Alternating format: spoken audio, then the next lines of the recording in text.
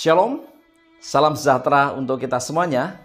Bertemu kembali bersama dengan saya, Pendeta Daniel Siswanto. Saudara, kita telah memasuki pelajaran yang ke-7 di triwulan yang ke-4 di tahun 2023 ini. Satu pelajaran yang sangat menarik dan sangat penting bagi misi kita, misi Allah. Apa judulnya? Judulnya adalah Misi kepada Sesama Saya. Namun sebelum mempelajari lebih lengkap, lebih lanjut, mari kita tunduk kepala dan kita berdoa. Mari kita berdoa.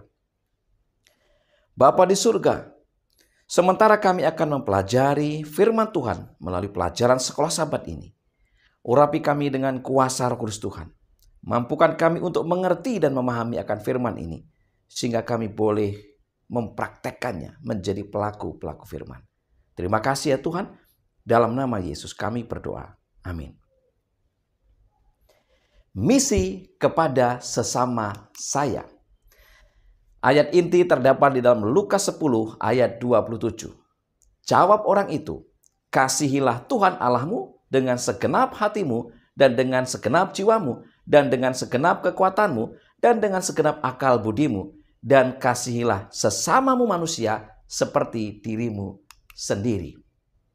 Saudara, dalam Lukas 10 ayat 29 dikatakan, dan siapakah sesamaku manusia?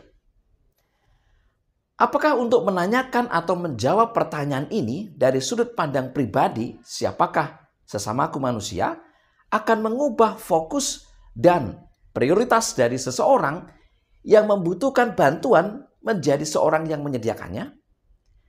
Apakah pergeseran fokus seperti itu beresiko mengubah pekabaran dan prinsip yang Yesus ingin kita pahami dan praktekkan? Mari kita mempelajari selengkapnya. Di pelajaran hari Minggu dengan judul Pertanyaan dari Semua Pertanyaan.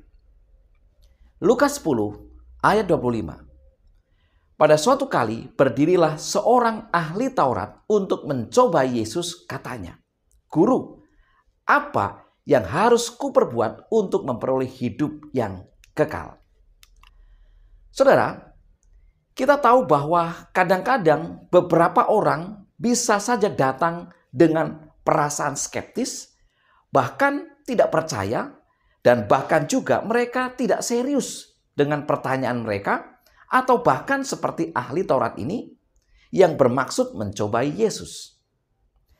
Apapun keadaannya, mereka tetap masih bisa dijangkau. Walaupun Yesus tahu bahwa niat awal ahli Taurat ini tidaklah tulus, namun untuk ahli Taurat dan pendengar lain, pertanyaan ini merupakan sebuah pembukaan yang Yesus dapat gunakan untuk mendorong mereka menyelidiki hati mereka sendiri. Meskipun mengetahui motif dari ahli Taurat ini, Yesus tidak mengabaikannya. Pertanyaan, apa yang harus kuperbuat untuk memperoleh hidup yang kekal? Adalah pertanyaan yang penting, mengingat Yakobus 4 ayat 14 firman Tuhan mengatakan, apakah arti hidupmu? Hidupmu itu sama seperti uap yang sebentar saja kelihatan lalu lenyap.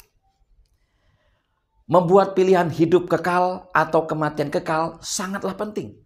Tentu saja, pilihan untuk hidup kekal adalah pilihan terbaik. Seperti yang Paulus sendiri nyatakan dalam 1 Korintus 15 ayat 30 sampai dengan 32. Apapun motif dari pertanyaan ahli Taurat ini, bagaimanapun juga ia telah menanyakan satu pertanyaan yang penting, dan Yesus selalu peka untuk menggunakan setiap kesempatan bagi misi, yaitu dengan mengambil keuntungan dari kesempatan itu untuk menjangkau jiwa-jiwa. Di pelajaran hari Senin dengan judul Metode dan Respon Yesus. Tentu saja kita tidak dapat melihat hati atau motif seseorang ketika mereka bertanya tentang iman kita. Hanya Yesus yang dapat melakukannya dengan sempurna, saudara-saudara.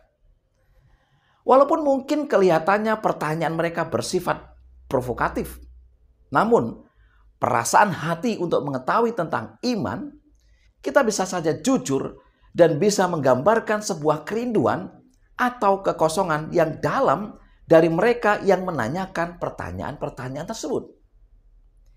Kita tidak tahu hati mereka.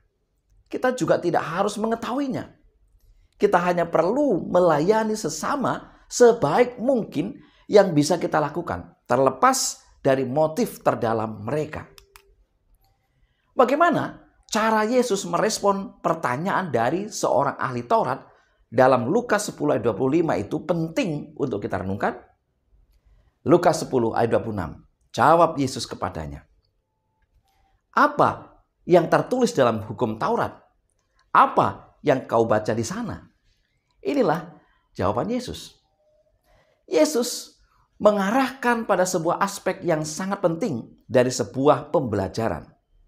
Gantinya hanya mendengarkan apa yang orang lain harus sampaikan kepada kita, kita perlu untuk membaca kitab suci untuk diri kita sendiri. Dalam 2 Timotius 3 ayat 16, firman Tuhan berkata, "Segala tulisan yang diilhamkan Allah memang bermanfaat untuk mengajar, untuk menyatakan kesalahan, dan untuk memperbaiki kelakuan, dan untuk mendidik orang dalam kebenaran."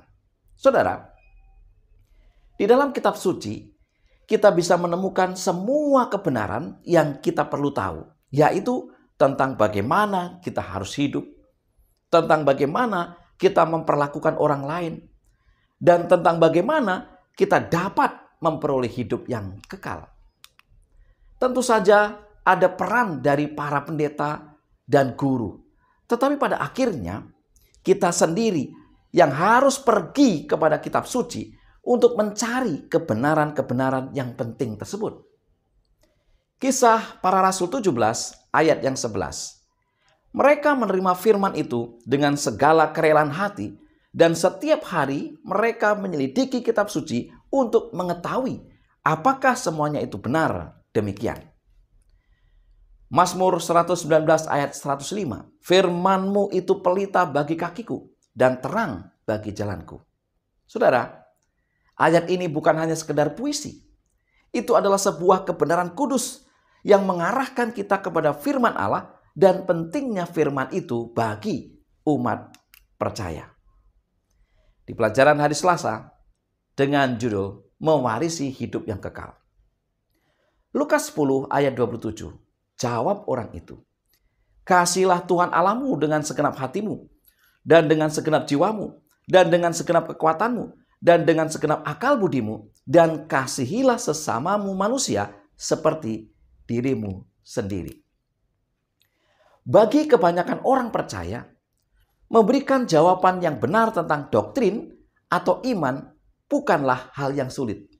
Sebaliknya, tantangannya adalah melakukan apa yang mereka ketahui sebagai hal yang benar dan mengikuti apa yang mereka percaya. Inilah tantangan yang Yesus berikan untuk merespon jawaban ahli Taurat itu. Lukas 10 ayat 28. Kata Yesus kepadanya, "Jawabmu itu benar, perbuatlah demikian, maka engkau akan hidup." Banyak orang yang walaupun mereka mengetahui bahwa mereka akan diselamatkan, akan binasa karena mereka tidak menuruti apa yang mereka ketahui. Betapa seriusnya masalah ini. Hanya mengetahui tentang mengasihi Allah dan mengasihi sesama tidaklah cukup. Kita harus mempraktekkannya. Jika kita mengasihi Allah, kita akan membaca firman-Nya, kita akan berdoa, dan kita akan menuruti perintah-perintahnya, dan kita akan taat kepada suaranya dengan segenap hati kita. Saudara, jika saya katakan saya mengasihi sesama, tetapi saya tidak peduli dengan sesama yang ada di dalam gereja, atau jika saya mengabaikan kebutuhan orang lain yang sebenarnya saya bisa membantu, apakah gunanya iman saya? Kekristenan bukan hanya sekedar seperangkat kepercayaan yang unik.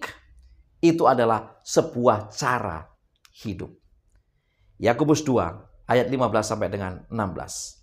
Firman Tuhan berkata, "Jika seorang saudara atau saudari tidak mempunyai pakaian, dan kekurangan makanan sehari-hari. Dan seorang dari antara kamu berkata, "Selamat jalan, kenakanlah kain panas dan makanlah sampai kenyang." Tetapi ia tidak memberikan kepadanya apa yang perlu bagi tubuhnya. Apakah gunanya itu? Filipi 2 ayat 4. Dan janganlah tiap-tiap orang hanya memperhatikan kepentingannya sendiri, tetapi kepentingan orang lain juga. Di pelajaran hari Rabu dengan judul Mengasihi Sesama Seperti Kita Mengasihi Diri Kita Sendiri. Dalam tulisan pena inspirasi Membina Kehidupan Abadi halaman 31, Ellen G. White mengatakan, kasih adalah prinsip dasar pemerintahan Allah di surga dan di bumi, dan itu harus menjadi dasar tabiat umat Allah. Ini saja yang dapat menjadikan dan memelihara kita teguh. Ini saja dapat menyanggupkan kita untuk menahan penindasan dan pencobaan. Rasul Paulus menjelaskan dalam Galatia 5 ayat 14. Sebab seluruh hukum Taurat tercakup dalam satu firman ini, yaitu kasihilah sesamamu manusia seperti dirimu sendiri. Nabi Mika menyerukan dalam Mika 6 ayat 8. Hai manusia, telah diberitahukan kepadamu apa yang baik, dan apakah yang dituntut Tuhan daripadamu selain berlaku adil, mencintai kesetiaan, dan hidup dengan rendah hati di hadapan Allahmu. Selanjutnya Rasul Yohanes menjelaskan di dalam 1 Yohanes 4 ayat 20 sampai dengan 21. Jikalau seorang berkata, aku mengasihi Allah, dan ia membenci saudaranya, maka ia adalah pendusta. Karena barang siapa tidak mengasihi saudaranya yang dilihatnya, tidak mungkin mengasihi Allah yang tidak dilihatnya. Dan perintah ini kita terima dari Dia. Barang siapa mengasihi Allah, ia harus juga mengasihi saudaranya. Demikian juga Rasul Paulus menyatakan di dalam 1 Korintus 13 ayat 1, jika seorang mengaku memiliki pengetahuan yang banyak, atau melakukan tindakan yang hebat, atau memiliki iman yang besar, atau bahkan memberikan nyawanya sendiri, tetapi tidak mempunyai kasih, maka orang tersebut menjadi seperti gong yang berkumandang dan canang yang gemerincing. Teguran yang sangat keras dan sangat jelas bagi kita semuanya. Saudara-saudara yang dikasihi Tuhan, kasih kepada Tuhan dan kasih kepada sesama adalah prinsip dasar kehidupan yang sangat penting. Matius 22 ayat 37 sampai dengan 40. Dan di kitab Lukas diperjelas bahwa jika seseorang melakukan dua hal ini, yaitu kasih kepada Tuhan dan kasih kepada sesama, maka dia akan memperoleh hidup yang kekal. Lukas 10 ayat 28, kata Yesus kepadanya, jawabmu itu benar, perbuatlah demikian, maka engkau akan hidup. Di pelajaran hari Kamis dengan judul Kisah Orang Samaria yang Murah Hati Saat Ini. Memberikan semua jawaban yang benar adalah mudah bagi ahli Taurat ini. Tetapi melakukan semua hal tersebut adalah sebuah masalah pada 2000 tahun yang lalu. Dan hal itu masih tetap menjadi sebuah masalah bagi banyak orang di antara kita saat ini. Ahli Taurat itu ingin menjebak Yesus dan mau memamerkan pengetahuannya, tetapi ia tidak berhasil. Kemudian ia menanyakan satu pertanyaan lanjutan. Siapakah sesamaku manusia? Lukas 10 ayat 29. Menjawab pertanyaan ini, Yesus menceritakan kisah orang Samaria yang baik hati. Lukas 10 ayat 30 sampai dengan 35. Selanjutnya, Yesus meminta ahli Taurat itu untuk menjawab bagi dirinya sendiri pertanyaan tersebut. Terakhir, Yesus memberikan tantangan untuk mempraktekannya. Lukas 10 ayat 36 sampai dengan 37. Siapakah di antara ketiga orang ini menurut pendapatmu adalah sesama manusia dari orang yang jatuh ke tangan penyamun itu? Jawab orang itu, orang yang telah menunjukkan belas kasihan kepadanya. Kata Yesus kepadanya, "Pergilah dan perbuatlah demikian." Dalam buku Alfa dan Omega, jilid 6, halaman 119, Ellen G. White menekankan, melalui kisah ini, Kristus telah menunjukkan bahwa sesama manusia bukan saja berarti seorang yang segereja atau seiman dengan kita. Hal itu tidak ada hubungannya dengan suku, warna kulit, atau perbedaan golongan. Sesama manusia ialah setiap orang yang memerlukan pertolongan kita. Sesama manusia ialah setiap jiwa yang dilukai dan ditindih oleh musuh. Sesama manusia ialah setiap orang yang menjadi milik Allah. Saudara, adalah benar bahwa kadang-kadang para pendeta, tua-tua, dan anggota jemaat tidak membantu mereka yang membutuhkan pertolongan. Kadang-kadang orang-orang dari kepercayaan lain bisa lebih ramah kepada orang yang ada di masyarakat dibandingkan dengan kita. Kita bisa saja berbicara bagaimana menjadi orang baik. Namun orang lain yang justru memenuhi kebutuhan dari orang lain yang kita mungkin tidak lakukan. Jika kita mau iman kita berarti, maka kita harus menjangkau dan menolong mereka yang membutuhkan. Saudara-saudara yang dikasihi Tuhan, sebagai kesimpulan pelajaran sekolah sahabat kita, yang pertama, kita sendiri yang harus membuat pilihan untuk hidup kekal atau kematian kekal. Tetapi Yesus akan selalu menggunakan setiap kesempatan untuk menjangkau jiwa-jiwa. Yang kedua, kita tidak pernah mengetahui motif hati setiap pribadi yang datang kepada Yesus. Tetapi yang bisa kita lakukan hanyalah melayani mereka sebaik mungkin. Yang ketiga, kekristenan bukan hanya sekedar seperangkat kepercayaan yang unik. Itu adalah sebuah cara hidup. Yang keempat, kasih adalah prinsip dasar pemerintahan Allah di surga dan di bumi. Dan itu harus menjadi dasar tabiat umat Allah. Dan yang kelima, jika kita mau iman kita berarti, maka kita harus menjangkau dan menolong mereka yang membutuhkan. Saudara-saudara yang dikasihi Tuhan, inilah pelajaran sekolah sahabat di pekan yang ke-7 ini yang bisa saya bagikan. Semoga menjadi berkat bagi kita. Mari kita tunduk kepala dan berdoa. Terima kasih ya Tuhan, Allah yang maha baik.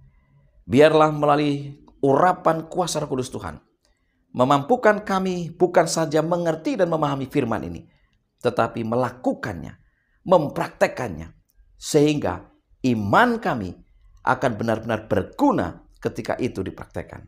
Mohon berkat seluruh pemirsa dimanapun mereka berada. Terima kasih ya Tuhan. Dalam nama Yesus kami berdoa. Amin. Saudara-saudara yang dikasihi Tuhan, terima kasih untuk kebersamaannya di dalam mempelajari sekolah sahabat di video ini. Sampai jumpa untuk pertemuan di berikutnya. Selamat belajar, selamat sahabat, Tuhan memberkati.